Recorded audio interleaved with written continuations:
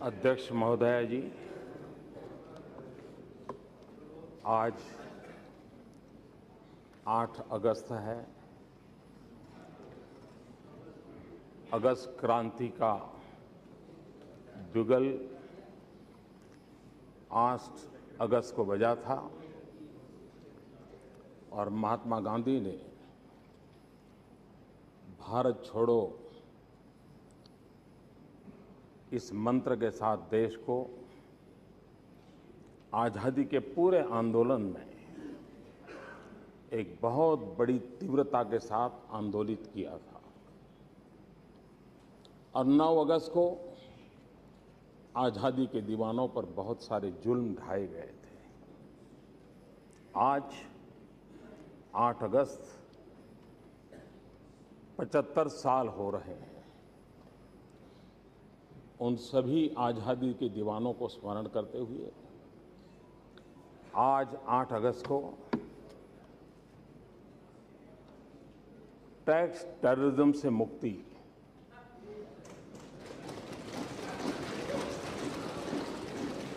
उस दिशा में एक अहम कदम हमारी संसद दोनों सदन के सभी सांसद मिलकर के एक बहुत बड़ा अहम कदम उठाने जा रहे हैं। हमारे देश में टैक्स को लेकर के कैसी स्थिति रही है,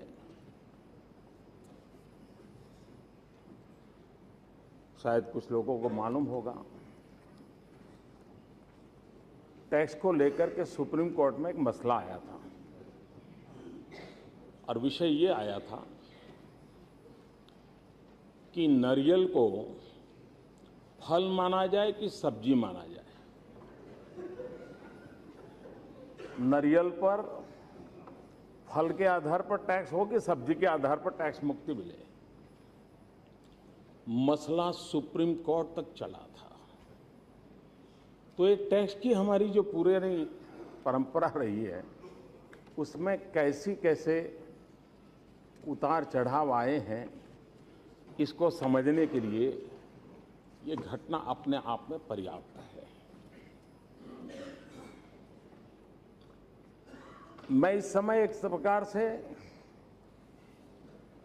सभी राजनीतिक दलों का, सभी राजनीतिक पार्टियों के द्वारा जो सरकारें चल रही है, उन सब का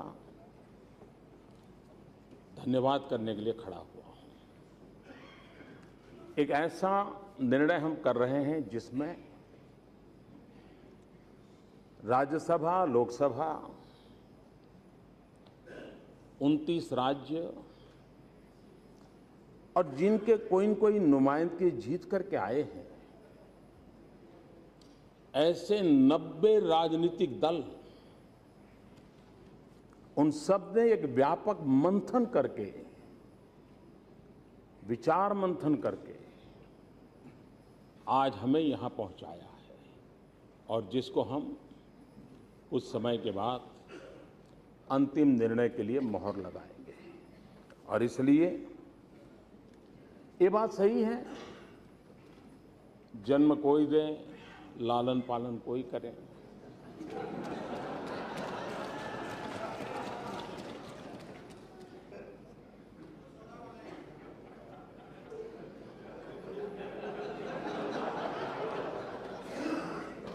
कृष्ण को जन्म किसी ने दिया, कृष्ण को बड़ा किसी ने बनाया। लेकिन ये भी सही है कि ये किसी दल का, किसी सरकार का विजय नहीं है। ये भारत की लोकतंत्र की उच्च परंपराओं का विजय है। ये सभी राजनीतिक दलों का विजय है।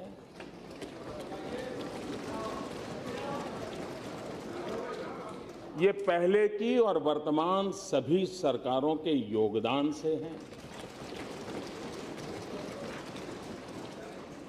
और इसलिए कौन जीता कौन हारा, इसके लिए मैं नहीं मानता हूं कोई विवाद की आवश्यकता है। और इसलिए एक मिनट प्लीज 1 मिनट। माननीय सदस्यगण, अगर सभा की सहमति हो तो इस बिल की समाप्ति तक सभा की कार्रवाई बढ़ा दी जाए। धन्यवाद।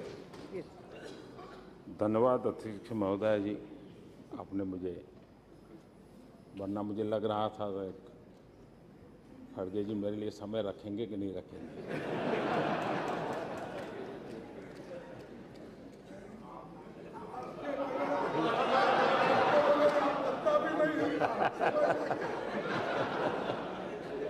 मैं आपका बहुत आभारी हूं इस बधाई के लिए। जीएसटी का मतलब है great step by team India. GST का मतलब है great step towards transformation. GST का मतलब है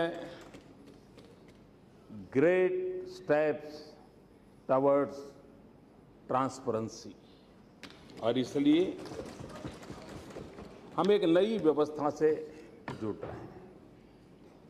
एक भारत श्रेष्ठ भारत, ये हम सबका सपना है।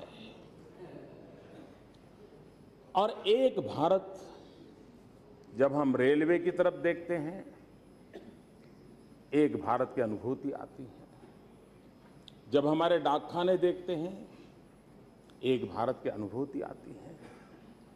जब हमारे ऑल इंडिया सिविल सर्विसेज को देखते हैं, एक भारत की हमें महक आती है। हम आईपीसी, सीआरपीसी की तरफ नजर करते हैं तो एक भारत की हमें पहचान मिलती है। जब आज हम भारत नेट की बात करते हैं, डिजिटल इंडिया की बात करते हैं, सागर माला की बात करते हैं, ये सारे उपक्रम एक भारत, इस भाव को बल देते हैं, ताकत देते हैं। और उसी सिलसिले में आज जीएसटी वो एक नया मोती इस माला में हम परो रहे हैं, जो एक भारत के भाव को ताकत देता है। ये सिर्फ कर व्यवस्था नहीं है।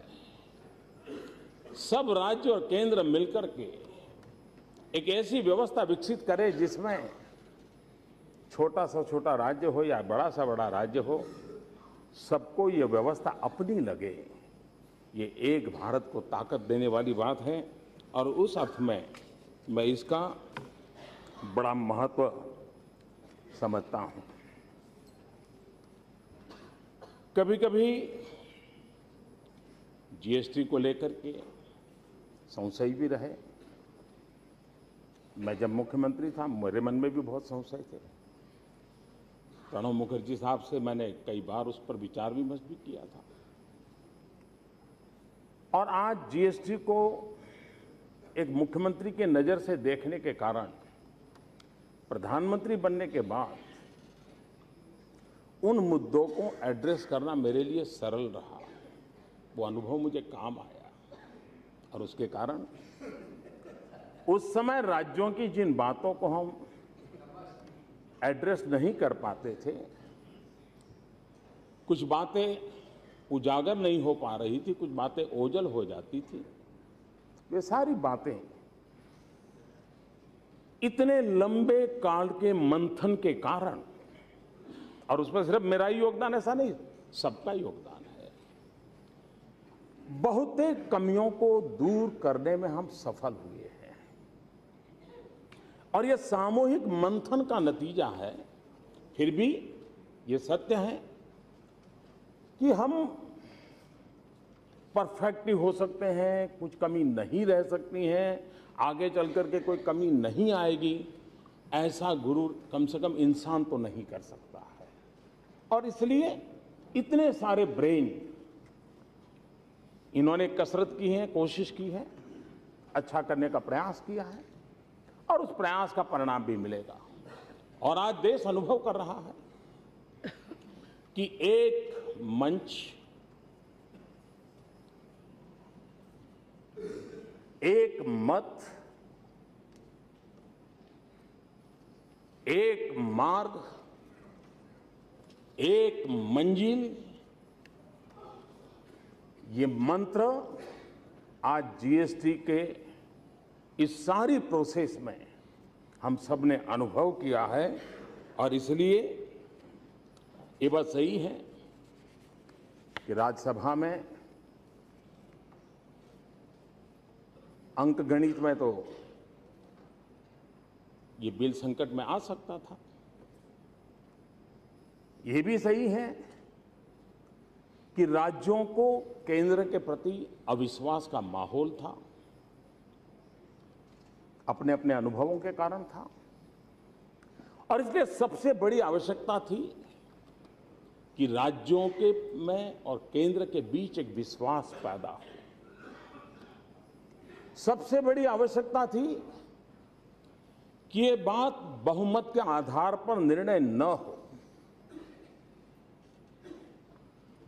हम कतई नहीं चाहते थे, और मैंने पहले भी इसी सदन में कहा है कि लोकतंत्र ये सिर्फ बहुमत के अंक का खेल नहीं हो सकता है, ये सहमति की यात्रा है, सहमति की यात्रा है और सहमति की यात्रा से आगे बढ़ते हैं। और इसलिए हम लगातार विचार विमर्श करते रहे।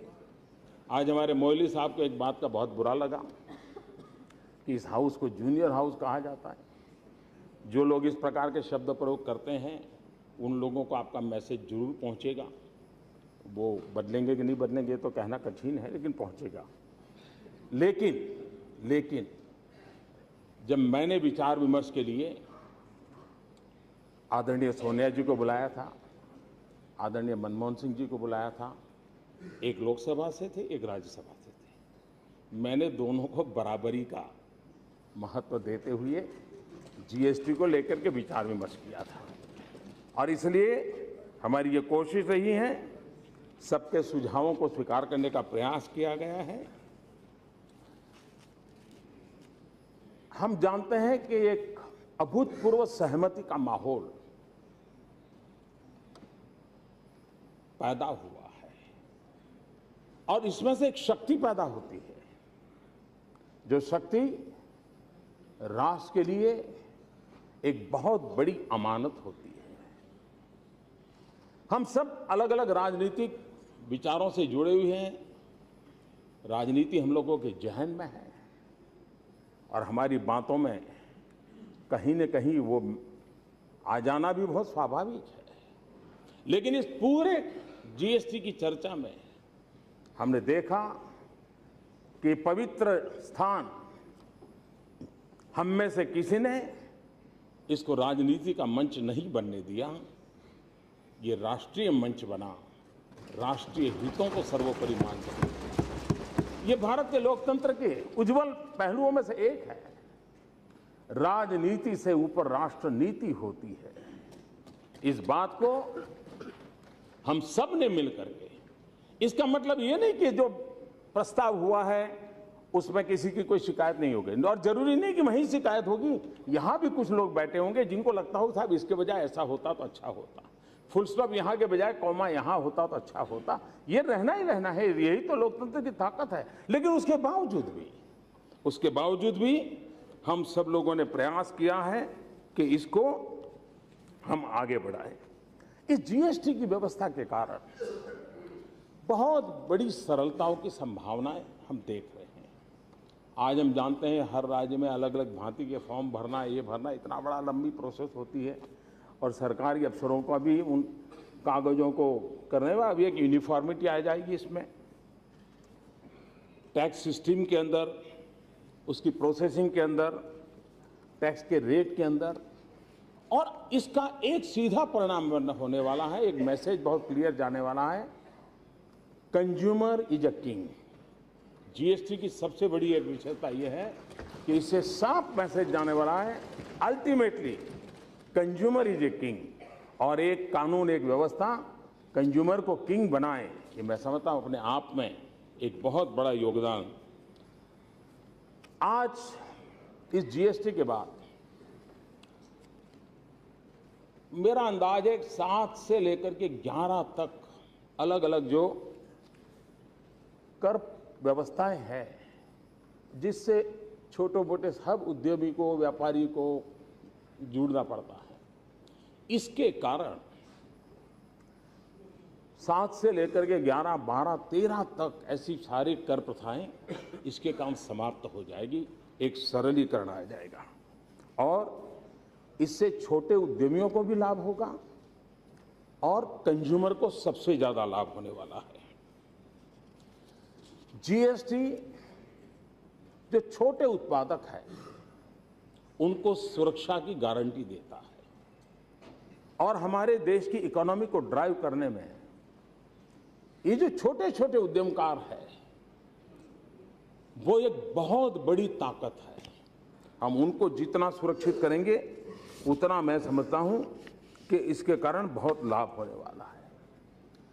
हम जानते हैं अर्थव्यवस्था का आगे बढ़ाने के जो भिन्न भिन्न पहलू होंगे, मेरी समझ में एक छोटा सा मत है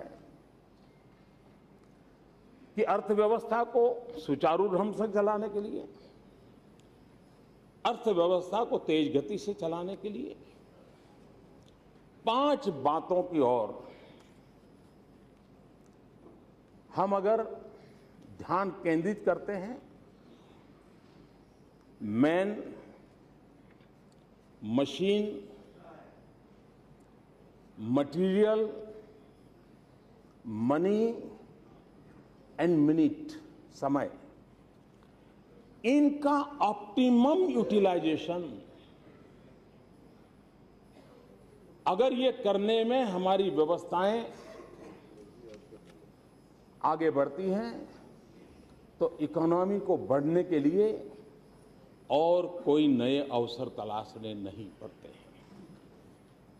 आज हम देखते हैं कि हमारी चुंगी प्रथा के कारण, चाहे ऑक्ट्रोय का स्थान हो, चाहे स्टेट के बीच में 2 स्टेट जहां बॉर्डर पूरी होती है वहां चुंगी नाका हो, हम मीलों तक कतार देखते हैं हमारे व्हीकल्स की, मशीन व्हीकल,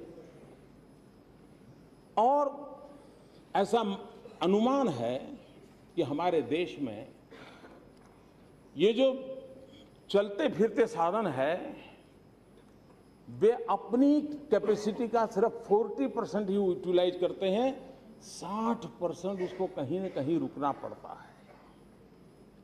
अभी अभी आर्थिक दृष्टि से रिसर्च करने वाली एक इंडिपेंडेंट एजेंसी ने अपना सर्वे बताया है कि इन कारणों से भारत में 1,40,000 करोड़ रुपयों का वेस्टेज होता है, जस्ट इन्हें रुके रहने के। उसमें सारा का सारा भूमिका चुंगी की नहीं है, लेकिन बहुत बड़ा मात्रा में चुंगी भी है। जीएसटी के कारण ये सारे हर्डल और प्रकार के होंगे, वो तो समय रहते निकलेंगे, लेकिन उसके कारण एनवायरनमेंट को फायदा होगा। जो गाड़ियां खड़ी रहती हैं, पेट्रोल जलता रहता है, डीजल जलता रहता है, हमारी बहुत सामान एक जगह से दूसरी जगह पर पहुंचने में जो देर होती है, इन सारी चीजों में एक बहुत बड़ी सुविधा पैदा होने वाली है और उसके कारण एक सरलीकरण आने वाला है, और जिसके कारण हमारे देश को, हम जो विदेशों से इतना बड़ा पेट्रोलियम लाते हैं उस पर भी हमें कमी आएगी और एक प्रकार से हमारे यहां सब प्रकार की शक्ति रखने वाले राज्य नहीं है। हर राज्य एक दूसरे के साथ इंटरडिपेंडेंट है। किसी को एक चीज किसी से लेनी पड़ती है, एक चीज किसी दूसरे राज्य को देनी होती है, तब जाकर के उनका कारोबार चलता है। और उसमें आज की व्यवस्थाएं बड़े हर्डल पैदा करती है। इस एक व्यवस्था के कारण उसमें जो कठिनाइयां हैं, उस कठिनाइयों को दूर करने में सुविधा होगी ऐसे राज्यों की इनकम बढ़ेगी। आज जो राज्य हमारे देश में पिछड़े हुए राज्य माने जाते हैं, इस व्यवस्था के कारण उनकी आय बढ़ना एक गारंटी है इसमें, और उसके कारण इन राज्यों को शिक्षा में अगर धन लगाना है, हेल्थ सेक्टर में धन लगाना है, इंफ्रास्ट्रक्चर में धन लगाना है, तो उनके लिए ये इस व्यवस्था के कारण जो आय बढ़ने वाली है, उस आय से बहुत बड़ा लाभ ऐसे राज्यों को होने वाला है। और ये बात निश्चित है कि भारत के विकास के लिए पश्चिम में जिस प्रकार से विकास हम देख रहे हैं, सबसे पहली आवश्यकता है हिंदुस्तान के पूर्वी हिस्सा, उसको उसकी बराबरी तुरंत लाना चाहिए, वरना ये असंतुलित विकास देश को तेज गति से नई ऊंचाइयों पर पहुंचाने में रुकावट पैदा कर सकता है। जीएसटी के कारण ऐसे राज्यों को एक नया अवसर मिला है, और मैं आज ऐसे राज्यों से अनुरोध करूंगा कि जीएसटी लागू होने के बाद वे मैक्सिमम फायदा इसका उठाएं। जो धन उनके पास आए, उस धन को राज्य की मूलभूत चीजों पर अगर बल देंगे, देखते ही देखते देश जिन सपनों को देख रहा है, उन सपनों को हम पूरा कर पाएंगे। जीएसटी के कारण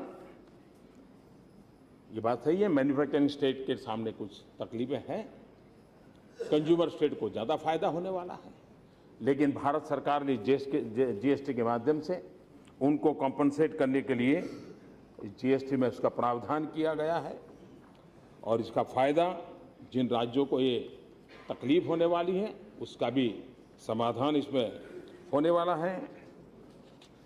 आमतौर पर दो भाइयों के बीच भी अगर झगड़ा हो जाता है, सगे भाई के बीच में, तो या तो संपत्ति के कारण हो सकता है, राज्य और केंद्र के बीच का तनाव भी ज्यादातर या तो प्राकृतिक संसाधनों को लेकर के रहता है, या तो संपत्ति को लेकर के रहता है। भाई इतना टैक्स है, हमें क्या देते हो, ये मिलना चाहिए, वो मिलना चाहिए, रहता है। इस व्यवस्था के कारण एक ट्रांसपेरेंसी आएगी, केंद्र और राज्य से कितना धन एकत्र हो रहा है, किस खजाने में कितना जमा हो रहा है, ये राज्य को भी पता भी होगा, केंद्र को भी पता होगा, और लिखित नियमों के आधार पर उसका बंटवारा भी होगा। और उसके कारण फेडरल स्ट्रक्चर में सबसे बड़ी आवश्यकता होती है विश्वास। ये विश्वास पैदा करने के लिए एक बहुत बड़े कैटलिक एजेंट के रूप में ये नई व्यवस्था काम आने वाली है, जो भारत के फेडरल स्ट्रक्चर को मजबूत करने वाली है। और ये जो भी टैक्स कलेक्शन होगा, वो दोनों की जानकारी में होगा, जिसके कारण बहुत सुविधा बढ़ने वाली है। अच्छा होता हमारे खड़गे जी ने इस बिल की कुछ बातों को बारीकी से देखा होता। शायद जिस समय बना होगा उस समय शायद देखने का अवसर न मिला हो, लेकिन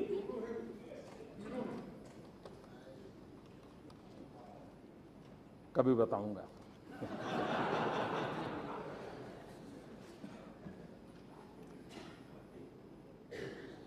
ये जीएसटी बिल ऐसा है कि जिसमें गरीबों के लिए उपयोगी जितनी चीजें हैं, वो सभी टैक्स के दायरे से बाहर है।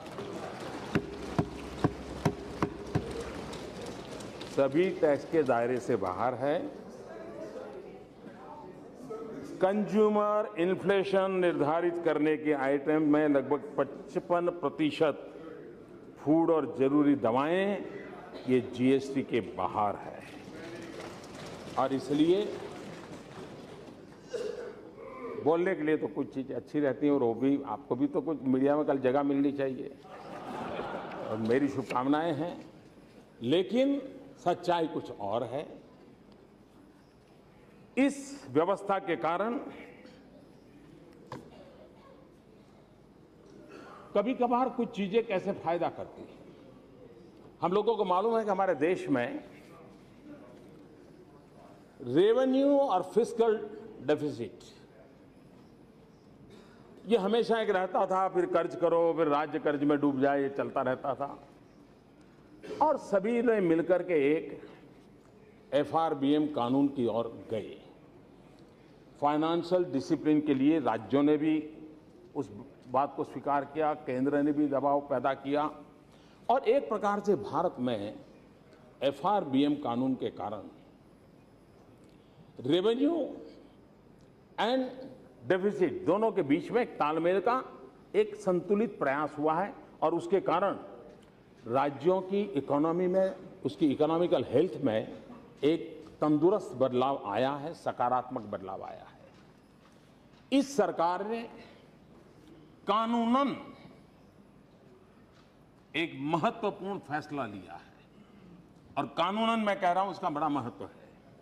और कानूनन फैसला ये लिया है, हमारे देश में एक बड़ी चर्चा चल रही है, रिजर्व बैंक की सोच एक होती है, सरकार की सोच दूसरी होती है और हमेशा ग्रोथ और इन्फ्लेशन की बातें एक दूसरे के साथ जोड़ करके देखी जाती है और हमेशा होता है कि भाई इन्फ्लेशन है इसलिए ब्याज दर का ये स्थिति रहेगा, ब्याज दर की स्थिति ये रहेगी तो इन्वेस्टमेंट नहीं आएगा, इन्वेस्टमेंट नहीं आएगा तो ग्रोथ, ये सारी विवाद हम सुनते आए हैं। पहली बार इस सरकार ने कानूनन रिजर्व बैंक के साथ कहा है कि अब इन्फ्लेशन 4% स्थिर करना चाहिए, 2% प्लस माइनस कानूनन कहा है और ये 2021 तक ये रहेगा। और इसके कारण अब सब जितनी भी फाइनेंस से जुड़ी हुई इंस्टीट्यूशन है उनका इन्फ्लेशन के संबंध में एक जिम्मेवारी बनने वाली है। पहली बार ये कानूनन किया गया है और उसका लाभ मैं समझता हूं कि आने वाले दिनों में हमारी टैक्स कलेक्शन सिस्टम को, हमारा जो मनी बल्क है उस बल्क का डेवलपमेंट के लिए उपयोग करने की दिशा में और अधिक जिम्मेवारी बढ़ेगी और माहौल बदलेगा, ऐसा मेरा पूरा विश्वास है। ये बात सही है, देश आजाद हुआ आज तक गरीबी से हम लड़ रहे हैं और जब कोई कहता है कि 65% लोग गरीबी के नीचे हैं, ये विरासत हमें मिली है, हमें मालूम है, लेकिन कुछ अच्छा मिलता है तो कुछ कम अच्छा मिलता है, दोनों स्वीकार करना पड़ता है। अब हमारे भाग्य में देश की गरीबी हमारे नसीब में आई है, लेकिन गरीबी के खिलाफ लड़ने की इच्छा हम सबकी है और यहां बैठे हुए इस पार हो उस पार हो सबकी है। तरीके अलग अलग हो सकते हैं, हमारी कोशिश है economically empowerment of poor, educationally empowerment of the poor. ये दो ऐसी चीजें हैं जिसके माध्यम से हम एक ऐसी गरीबों की फौज तैयार कर सकते हैं जो स्वयं गरीबी को समाप्त करके विजयी होने के लिए सर खड़ा करके निकल सकती है। और इसलिए जीएसटी इस माहौल को तैयार करने में एक बहुत बड़ा प्लेटफॉर्म बन सकती है और जिसके लिए गरीबी के खिलाफ लड़ने के लिए भी ये हमें काम आ सकता है। हम जानते हैं छोटे उद्यमकार बैंकों में लोन लेने जाते हैं, उनको कितनी दिक्कत होती है। हम कोशिश कर रहे हैं ये पुरानी आदतें बदलाव आए इसके लिए, लेकिन अब इतने सालों की आदतें कैसे बदलेगी, मेहनत तो कर रहे हैं, लेकिन ये सच्चाई है कि काफी बुरी आदतें पड़ी हुई है। छोटे उद्यमकारों को बैंक में अगर लोन लेनी है तो 50 कागज मांगेंगे, हर कागज को क्वेश्चन करेंगे, क्वेश्चन करके रिजेक्ट करेंगे और उनकी पसंदगी के लोगों को वो पैसे दे देंगे। जीएसटी के कारण हर व्यक्ति का आर्थिक कारोबार का खाका सर्टिफाइड रूप में एवरी मिनट अवेलेबल होगा। वो जब बैंक में उस खाके को रखेगा, किसी बैंक के पास डिस्क्रिमिनेशन करने की कोई ताकत नहीं होगी कि इसको लोन देना कि नहीं देना।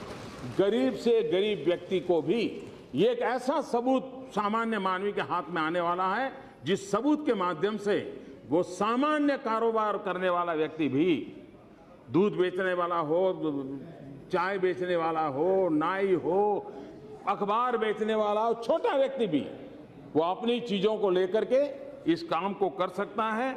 और इसलिए जीएसटी का सबसे बड़ी ताकत है टेक्नोलॉजी की, और उसके कारण रियल टाइम डाटा अवेलेबल होगा। और जब रियल टाइम डाटा अवेलेबल होता है तो व्यक्तियों को अपनी ताकत, अपनी क्षमता, उसको सबूत के रूप में पेश करने में कभी कोई दिक्कत नहीं आती है, और उसके कारण उसको इसका लाभ मिल सकता है। इसके कारण सहज रूप से जब धन की उपलब्धि होती है तो एक प्रतिस्पर्धा भी आती है। मैन्युफैक्चरिंग की प्रतिस्पर्धा की संभावनाएं बढ़ती है, और जब मैन्युफैक्चरिंग की प्रतिस्पर्धा बढ़ती है तब अर्थरचना को गति मिलती है, नए लोगों के लिए रोजगार उत्पन्न होते हैं, और इस व्यवस्था के कारण, मनी फ्लो बढ़ने के कारण रोजगार की संभावनाएं भी बढ़ने के लिए इस व्यवस्था के तहत पूरा अवसर मिलने वाला है। हमारे देश में निवेश बढ़ाने की दृष्टि से टैक्स टू जीएसडीपी रेशियो ये हमेशा एक क्वेश्चन मार्क के साथ चलता रहा है। इस नई व्यवस्था के कारण ये सवालिया निशान हमेशा हमेशा के लिए मिट जाएगा, और इसके कारण राज्य भी अपने निर्णय करके विकास के, इंफ्रास्ट्रक्चर के, सोशल सेक्टर की मदद करने के सारी बातों को तेज गति से आगे बढ़ा सकते हैं, और मैं समझता हूं कि इसको बढ़ा पाएंगे। कभी कभार हम लोग भ्रष्टाचार के खिलाफ बहुत कुछ कहते हैं, लेकिन भ्रष्टाचार को खत्म करने के लिए व्यवस्थाओं को भी उतना ही मजबूत बनाना पड़ता है। व्यक्ति अच्छा ही करेगा, इस विश्वास के साथ इतनी बड़ी बातें चल नहीं सकती। अगर व्यवस्थाएं ठीक होगी तो गलत इंसान को भी व्यवस्थित रहने के लिए मजबूर होना पड़ता है। इस जीएसटी के कारण जो टैक्स चोरी करने की जो बातें होती है, हम जानते हैं हमारे यहाँ कच्चा बिल और पक्का बिल, ये शब्द ट्रेडर्स में बड़ा पॉपुलर है, कच्चा बिल और पक्का बिल।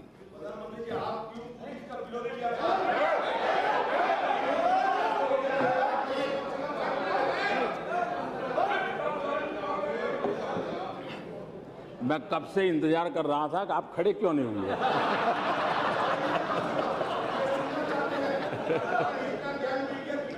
प्लीज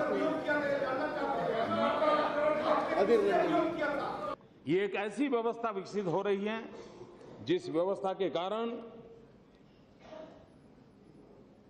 करप्शन इस पूरी कलेक्शन की प्रक्रिया में जीरो की तरफ जाएगा, और उसके कारण भी देश को भ्रष्टाचार मुक्त बनाने की दिशा में हमें अवसर मिलेगा।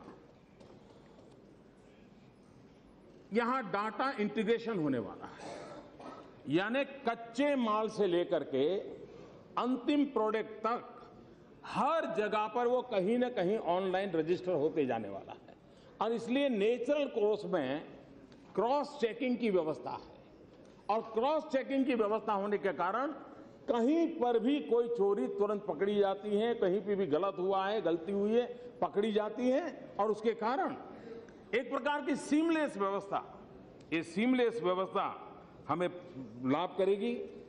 ये एक ऐसी व्यवस्था विकसित हो रही है जिसमें टैक्स पेयर और टैक्स कलेक्टर इनके बीच का ह्यूमन इंटरफेस करीब करीब जीरो हो जाएगा, और उसके कारण इतना दोगे तो तुम्हारा काम पूरा हो जाएगा, इतना करोगे तो पूरा हो जाएगा, वो आएगा तो ठीक होगा, ये सारी चीजों से भारत का सामान्य मानवी मुक्त हो जाएगा, और उसकी दिशा में मैं समझता हूं कि हमें बहुत बड़ा लाभ मिलने वाला है।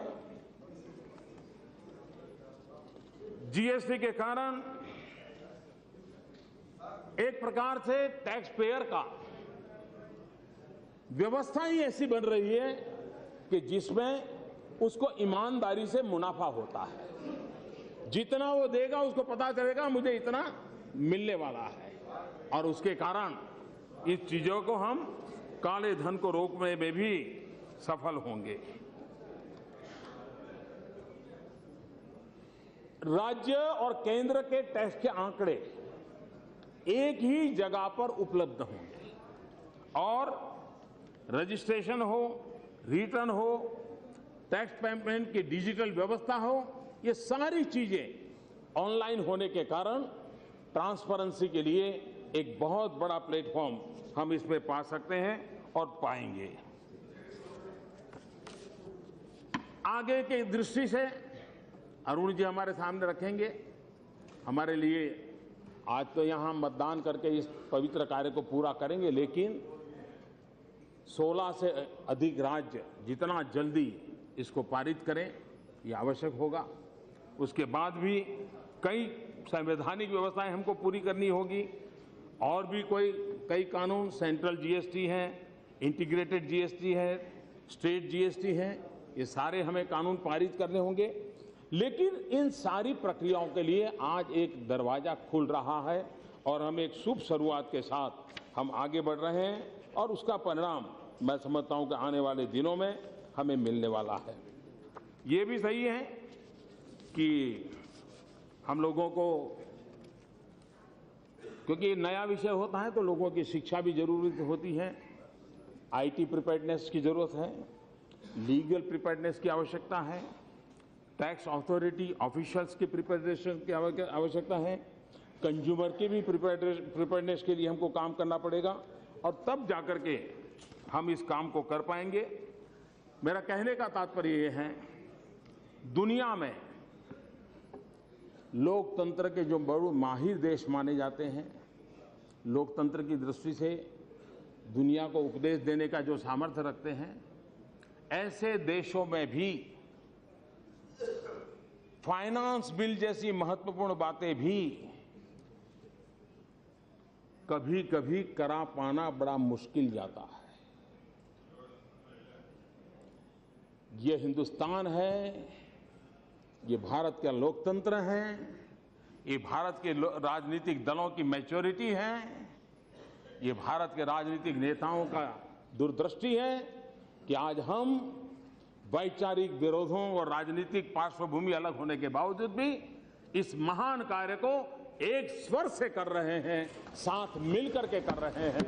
यह अपने आप में भारत के लोकतंत्र की बहुत बड़ी ताकत है। एक परसेप्शन जो भी बाहर बनता हो, लेकिन आज मैं इस सदन के सामने बड़े गर्व के साथ और नम्रता के साथ और सभी राजनीतिक दलों का सम्मान करते हुए, गौरव करते हुए, इस सदन में जहां भी बैठे होंगे, यहां बैठे हो, सामने बैठे हो, न्यूट्रल बैठे हो, लेकिन हम इस बात के लिए गर्व कर सकते हैं कि इस सरकार को करीब 100 सप्ताह से ज्यादा समय हुआ है, लेकिन इन 100 सप्ताह से ज्यादा समय में इसी सदन ने 100 से ज्यादा कानून पारित किए, सेंचुरी पार कर दी। यही तो इस सदन की ताकत है, और यही देश के लोगों में एक नया विश्वास जगाती है, और इस काम के लिए सबकी सकारात्मक भूमिका रही है, सब अभिनंदन के अधिकारी हैं। और मैंने जब ऑल पार्टी मीटिंग हुई थी तब भी कहा था कि इसका यश सबको जाता है, सभी सदस्य को जाता है, सभी राजनीतिक दलों को जाता है, लगातार जिन जिन लोगों ने प्रयास किया है उन सबको जाता है। और मुझे मेरे अपने विचार रखने के लिए अवसर मिला। मैं अध्यक्ष महोदय जी, सदन का हृदय से बहुत बहुत आभार व्यक्त करता हूं, और हम सब मिलकर के इस कदम की ओर आगे बढ़े, यही शुभकामनाएं देता हूं। बहुत बहुत धन्यवाद। Honourable finance minister.